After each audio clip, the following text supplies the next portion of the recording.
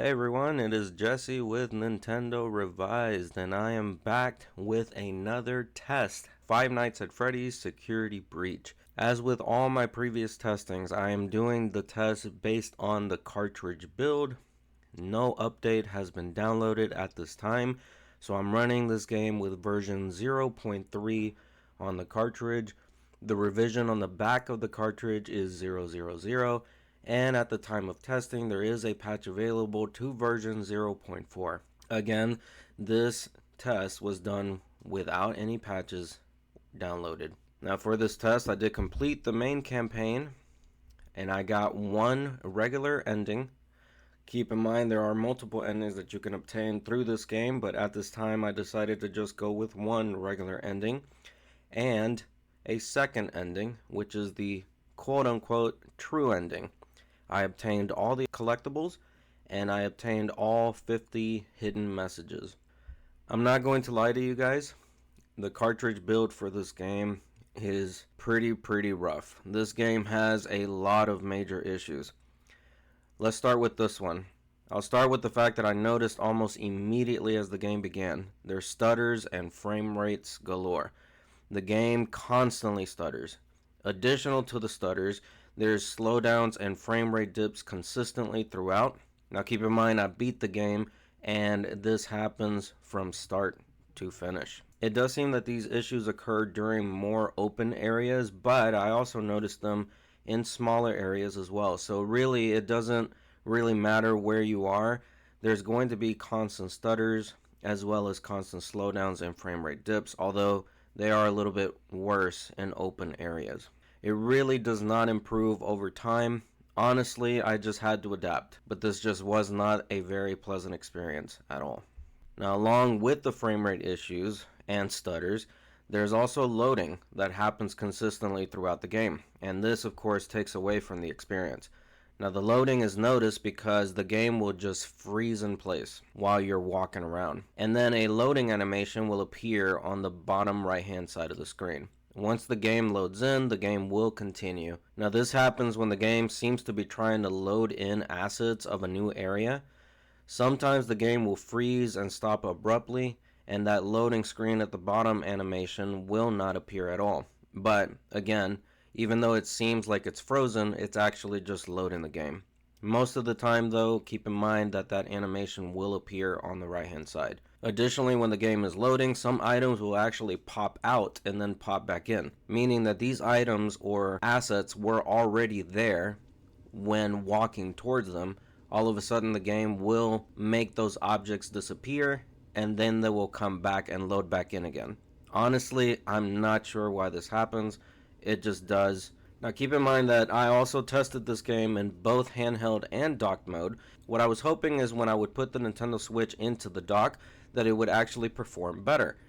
Unfortunately, it does not. The game stutters frequently there, drops in frame rates often, slows down quite a bit also, and it abruptly loads consistently.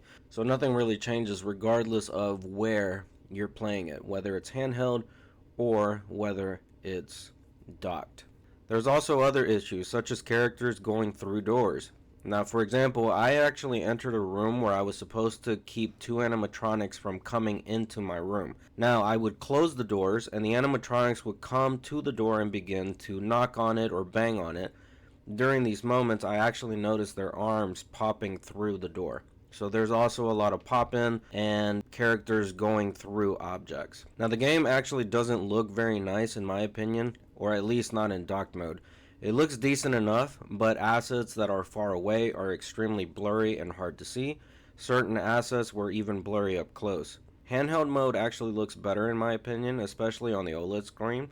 Colors really pop, the dark portions are really black, plus on the smaller screen the game just looks overall better. Doesn't necessarily improve the blurriness, but it just looks better, especially on the OLED. There's also a camera mechanic in the game, and some of the cameras were really blurry, making some items and characters really hard to see.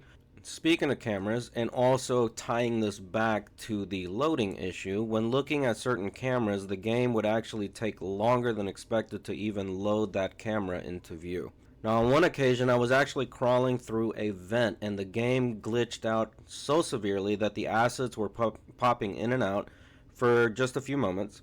And then I ended up at a completely random area that I was not even remotely close to. If I'm not mistaken, I was in a vent on floor 2, and all of a sudden I ended up more or so back towards the beginning of the game. Now, this does not mean that I had to start the game all over. I just had to walk myself back to the vent area. Not really a major issue, honestly. It was just a random glitch that occurred, only happened once, no big deal. Was able to go back to where I was before and continue forward.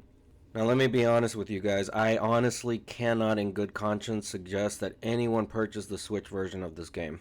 The game does have one benefit, and the only benefit that it has is that it can be played in handheld mode. Well, honestly, if we're being honest with ourselves, that's really probably not good enough. Though, I would like to mention that the PC, PS5, Series X versions of the game, while they are potentially improved, I have seen frame rate issues and multiple bugs on those versions of the games as well. Regardless of where you obtain this game, you're probably going to run into issues. It's just going to be more severe here on the Nintendo Switch for obvious reasons. It's possible that the recent 0.4 patch made things a little bit better, but again, I did not test this myself, as I do like my testings directly from the cart with no downloads updated onto my Switch.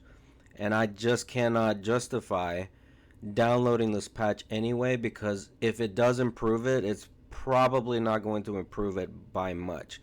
Now, as far as this game is concerned, it's probably one of the worst ports I have ever played, and I've tested some really bad ones in the past, but considering the game runs this poorly on other platforms, I really can't judge it as harshly as I want to.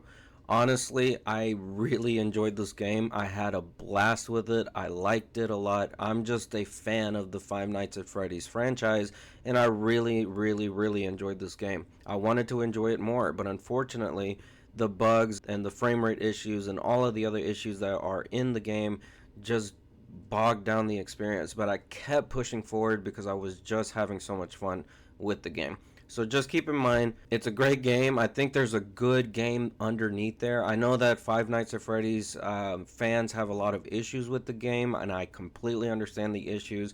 I personally enjoyed it. Maybe it's better to go to another platform, but just keep in mind that it's probably going to be buggy and have frame rate issues on other platforms as well. As far as languages are concerned, only English could be found. It is possible that the languages are based on the system settings. Now, my system is set to English. There are no difficulty options. There are no accessibility options as well. And I did not find any DRM. This means that I did run the Switch without a Nintendo Switch account linked to the Switch, and therefore it has no DRM. And again, I did play this in handheld mode, docked mode, on my Nintendo Switch OLED. Now, as always, if you have any questions about this test that I did for Five Nights at Freddy's Security Breach, please comment below. I hope you enjoyed this particular video. Again, this has been Jesse with Nintendo Revised, out.